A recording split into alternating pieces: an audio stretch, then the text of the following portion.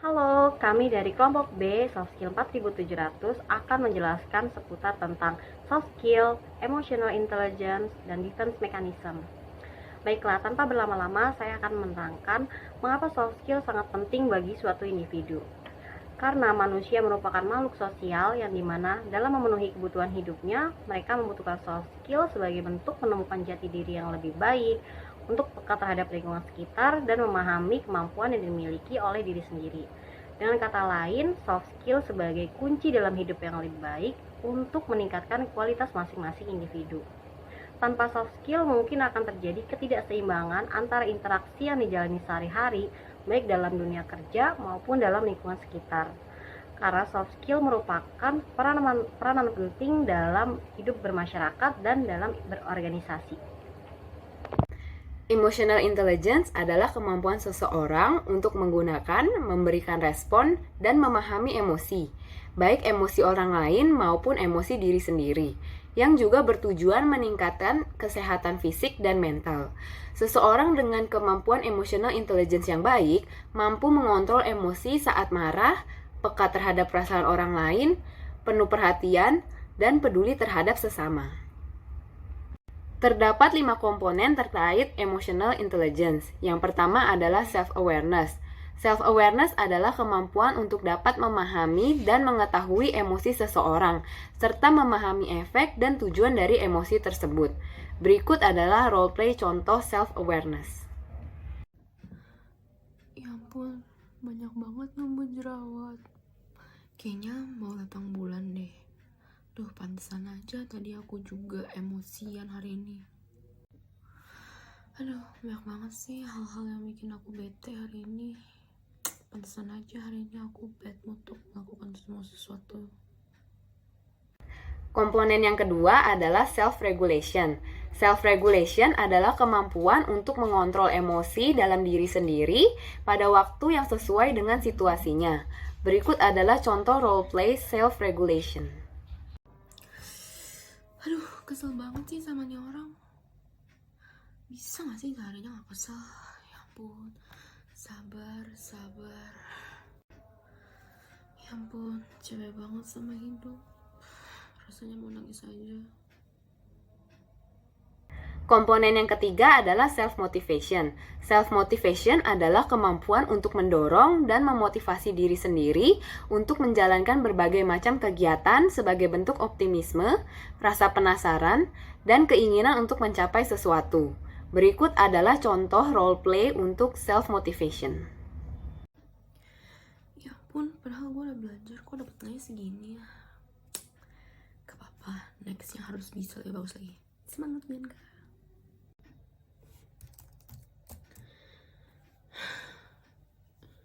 Ya ampun, capek banget kerja sampai belajar. Gak apa-apa, demi masa depan yang cerah. Semangat Bianca.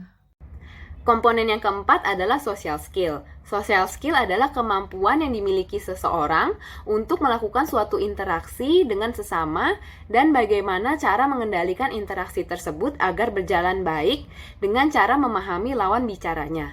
Berikut adalah contoh role play social skill.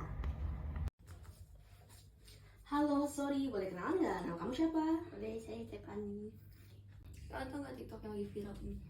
Nggak tahu sih, tapi kayaknya aku pernah lihat deh ini. TikTok apa sih? Komponen yang kelima adalah empathy. Empathy adalah memahami emosi orang lain dan menggunakan kemampuan ini untuk merespon orang lain berdasarkan tingkat emosional. Berikut contoh role play empathy. Finally, aku bisa lagi berbahas corona ini. Wow, I'm so happy for you. Congrats. I had a bad news. Kuda-kudaku mati. Oh my god, I know what you feel. Yang sabar ya. Semoga dia tenang di sana. Selanjutnya, saya akan menjelaskan mengenai teori defense mechanism. Defense mechanism adalah suatu cara kerja atau mekanisme pertahanan pikiran seseorang untuk mencegah gagasan atau ide yang tidak diinginkan masuk ke alam sadar kita. Ada 3 sistem pokok yang membentuk kepribadian dalam teori psikoanalisis, yaitu ID, ego, dan superego. Berikut ini adalah 8 mekanisme pertahanan diri yang paling sering digunakan. Yang pertama adalah represi. Represi merupakan suatu upaya untuk meredam suatu keinginan atau perasaan yang dibenci oleh seseorang tersebut. Berikut adalah contoh dari roleplay represi. Aku sebel banget dengan lihat si Adit. Banyak banget kayaknya Nora lagi. Halo Git, Hai Adit, dari mana? dari sana main. Oh gitu. Yang kedua adalah reaction information, yaitu ketika seseorang mengubah perasaan atau perilakunya menjadi sebaliknya. Berikut adalah contoh roleplay dari reaction information. Wah, enak banget. Wih, apaan lu? Nggak ada, gue minum air putih. Lo dari mana? Masa nih miras? Lu nggak boleh loh minum-minuman gitu. Kayaknya Jaga kesehatan. Yang ketiga adalah regresi, di mana seseorang merasa terancam dan secara tidak sadar melakukan pelarian ke tahap perkembangan sebelumnya, yaitu pada saat masih kecil. Berikut adalah contoh roleplay dari regresi. Git, ada klien baru nih. Tolong kasih sama karyawan. Karyawan yang mana Pak? Yang baru itu. Oh nggak apa-apa Pak, biarin saya aja yang ngerjain ya Pak ya. Soalnya kan saya bisa handle. Ayo udah. Oke Pak. Yang keempat adalah displacement. Displacement terjadi ketika seseorang menyalurkan emosinya terhadap objek sasaran lain dan juga seseorang yang berbeda yang tidak memiliki keterkaitannya. Berikut adalah contoh roleplay dari displacement. Banget lagi kerjaan gue. Maaf Git.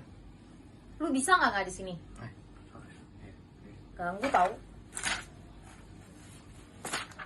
Yang kelima adalah proyeksi. Proyeksi merupakan suatu bentuk mekanisme diri pada saat seseorang sedang merasa curiga terhadap seseorang atau sesuatu karena adanya pikiran atau perasaan yang mengganggu diri kita.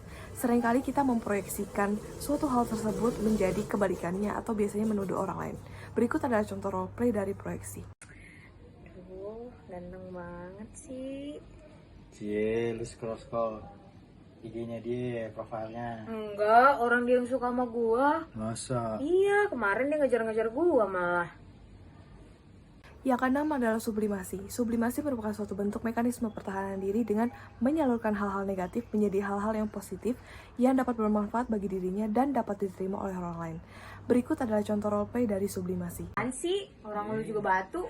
Ngeyel banget kasih tahu. Ya udah lu mending gak usah di sini deh. Udah.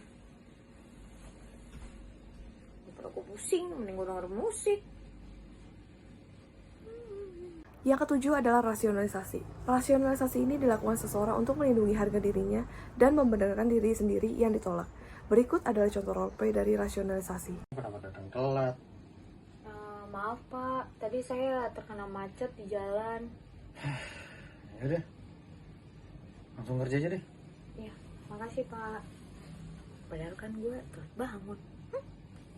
Yang kedelapan adalah denial, yaitu salah satu bentuk pertahanan diri yang paling sering dijumpai sehari-hari. Seseorang menghindari fakta atau realitas kehidupan yang telah terjadi agar seseorang tersebut terhindar dari rasa sakit, penolakan, kekecewaan, dan sebagainya. Berikut adalah contoh roleplay dari denial. Tiap hari saya lihat kamu makan mie mulu. Enggak, orang baru sekarang, baru hari ini doang. Udah. Iya. Padahal kan gue tiap hari makan Indomie. Biarin aja. Nah, dari penerangan di atas bisa disimpulkan bahwa emotional intelligence sangat penting bagi seseorang untuk mengatur tingkat emosi, untuk memahami karakter diri sendiri dan karakter orang lain. Mengingat bedanya sikap dan emosi yang dikeluarkan oleh seseorang dalam suatu masalah yang telah dijelaskan melalui defense mechanism di atas. Dengan melatih emotional intelligence, kita bisa lebih paham bagaimana kita bersikap ketika bertemu dengan karakter yang berbeda, dan kita bisa lebih tahu kapan kita harus memberikan understanding, empati, atau sikap-sikap lainnya kepada seseorang, dan bagaimana kita harus bersikap ketika kita berada di posisi leader dalam suatu kelompok. Seperti yang diterangkan oleh Sigmund Freud bahwa manusia hanya bisa melihat dari yang nampak saja, sementara proses mental manusia terjadi di bawah kesadaran. Tentu dalam membina hubungan dengan lingkungan atau dalam menjadi pemimpin, kita tidak hanya bisa melihat dari yang ditampilkan oleh manusia tersebut saja. Kita juga harus bisa melihat dari sisi lainnya, dari tingkat emosinya, dari karakter yang dimilikinya, agar kita bisa membina hubungan baik dengan relasi atau dengan teman, dengan bawahan dan atasan. Begitupun dalam kepemimpinan, kita tidak hanya bisa melihat dari yang nampak saja, agar kita bisa tahu dan tidak salah merekrut seseorang untuk bisa bekerja sama dengan kita. Sekian penerangan dari kelompok B. Saya Mewakili kelompok B mengucapkan terima kasih.